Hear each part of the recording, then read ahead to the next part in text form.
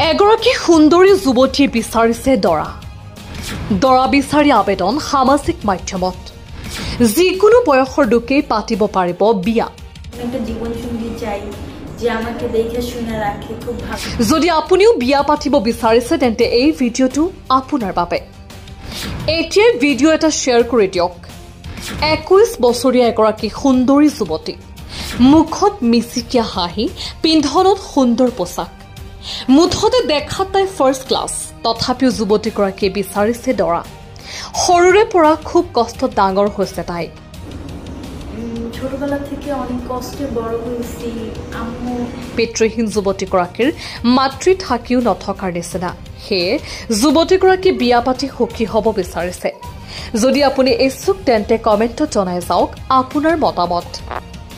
আসসালামু আলাইকুম। ছোটবেলা থেকে অনেক কষ্টে বড় হয়েছি। আম্মু ডিভোর্সি, বাবা থাকতেও নাই, মা থাকতেও নাই, অনেক কষ্ট করে বড় হয়েছি। এমন একটা জীবনসঙ্গী চাই যে আমাকে দেখে শুনে রাখে, খুব ভালো রাখে, বয়সটা কোনো ব্যাপার না। আসসালামু আলাইকুম।